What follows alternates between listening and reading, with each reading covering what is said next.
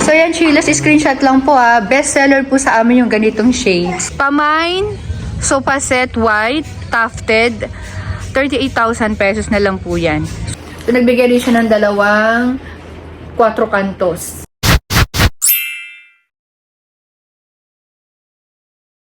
Ayan. So, hello chillers! Bali hapon na po at meron po akong i-flex sa inyo na set. So, pa-set po siya. Ibabagsak price ko lang po ito. Pauna na lang po kayo sa set na to. Yun. So, bababa po ako para makita nyo na kaagad-agad. Wala lang pa tumpik-tumpik pa. Ipapalabas ko na lang chillers kasi hindi nyo makikita yung ano nito, pinakang outcome. Kapag ka naka-plastic at dyan po nung kukunan. Maliit na kasi yung pwesto. Kaya kailangan talagang maano na to. Market na. Ayan. So, ayan chillers, oh. Bali chillers, ano po yan? Ang Monte Carlo leather po yung ginamit dyan. White. And wala pa po siyang mga paa. Pero mayroon, lalagyan naman po yan pagka namay na ninyo. Tapos, nilalagay po namin ang paa niya sa mismo bahay na ninyo kasi malaki po yung set na to. So, kung imamay nyo po to, kailangan malaman po namin yung living room, kung kakasya ba to, or ibibigay namin sa inyo yung sukat nito. So, laki ng pinto ng bahay, importante po kasi malaki po ang width niyan. So, mula dito hanggang dyan sa may likod. 41. 41 inches po yan. Again, 41 inches po from front to back. Tapos, simula naman po dito, sa dulo na to, 91 inches. Ilan? 91 inches simula dito hanggang doon sa dulo. And simula naman po dito, hanggang dito, 131 inches. Ayan, so may mga free po yun na true pillows free. Titinan natin kung ilan yung babagay. Siguro more or less po 8 pieces po yan. Pamine, sofa set, white, tufted, 38,000 pesos na lang po yan. Super mura na po yan. Hindi na ako nagpatubo dyan. Ang importante, ma-dispose na lang po ito. Kasi ang laki kasi niya para maluwag-luwag na dun sa gawaan po namin. PMS the key. Kung sino pa yung una makamine at makapag-down or makapag-full paid po nito, doon ko po ibibigay. Kahit po kayo na unang mag-mine, pag walang down or walang payment, hindi ko po ibibigay. Si admin po ang makakausap ninyo dyan.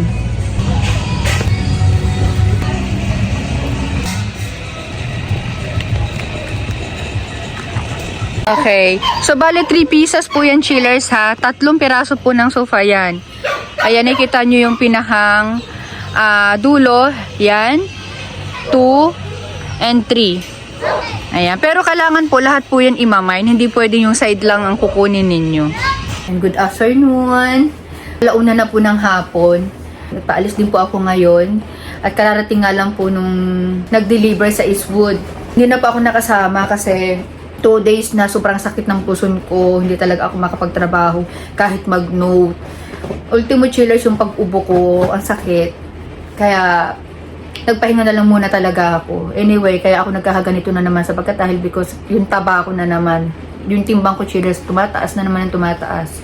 I-insert ko po dito pala yung mga ginawa namin doon sa Eastwood.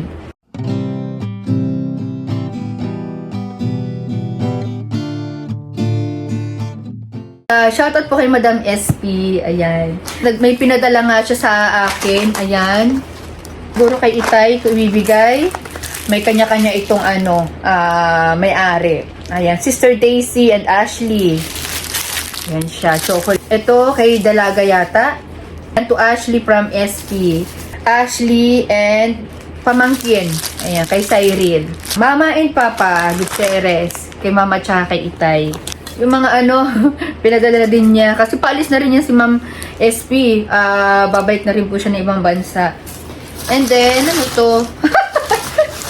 Yeah, so, alam niya kasi umiinom talaga ng alak ang mga boys, lalo na rin si Hubby. So, nagbigay rin siya ng dalawang 4 kantos. Thank you so much, Madam SP.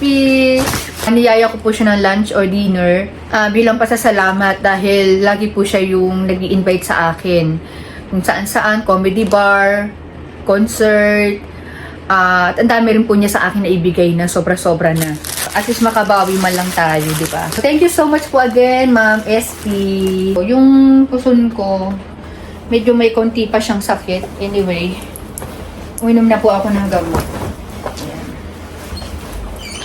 Let's go. Ayan, sige. Mintay ka na sa bag.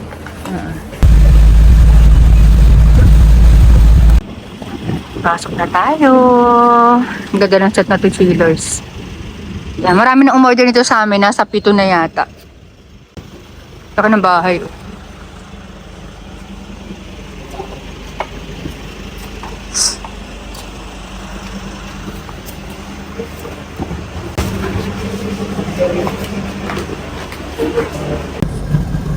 Ayan, lalagay lang sila ng paa. Ayan, screenshot lang chiller sa may gusto. Any color po pwede. So, nire-recommend ko lang po yan sa mga maliliit ang bahay. Sa malalaki pwede rin naman.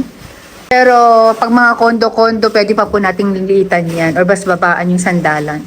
Ayan. Kung mapapansin nyo chillers, 6 na yung upuan niyan. Tapos meron pa silang bench na ganito. Kasi po, adjustable po yung yung lamesa. Pwede pa nilang lakihan. Kaya ang pinagawa ni Madam, ganyan, 6. And then, isang bench. So, yan, chillers, screenshot lang po Best seller po sa amin yung ganitong shades. Kaya, marami po kami mga shades na ganito. Once na nag-order po kayo sa amin, nagpa-line up kayo, i-send po namin sa inyo yung mga shades. Ayan, may black din po kami ng ganito, may dark gray din. Depende po sa aesthetic ng bahay, kung ano yung babagay. Ayan. Ganda screenshot na, nako. Anyway, yung pong lamesa, hindi po kami ang gumawa nito, chillers ha. Ang pinagawa lang po sa amin ay mga dining chairs. And pupunta naman kami ulit ngayon sa kamag-anak din nila. Magpapa-ocular din po para naman sa sofa. Anyway, may share ko lang sa inyo. Ito pong bahay na to, recommend lang din po ng client ko. Kumbaga magkakamag-anak sila. Ngayon, nag-recommend na naman siya. Ganun po kasi talaga ang nangyayari. Recommend. So, okay lang muna ulit kami bago kami pumunta ng Pampanga. Okay, so ito naman yung pangatlong kamag-anak. Ito naman yung pangalawang kamag-anak ni Madam Cheska. Shout out po. Kasi wala kami Madam Cheska, papunta doon kay Sir Ma'am Lilia. And then ito naman po ang sunod. Magkakatabi lang halos sila. Ito lang yung bahay na pinag-deliver namin kanina So, yan. Tingnan natin kung ano ipapagawa nito. Okay, so yan chillers. Bale, ito pala ipapagawa ni Madam. Papari-upholstery niya po sa amin na naman. Ayan. So, sa mga nagbumibili-bili dyan o may mga nagpaplano-plano na bumili sa mall, take your time, mag-isip-isip po kayo.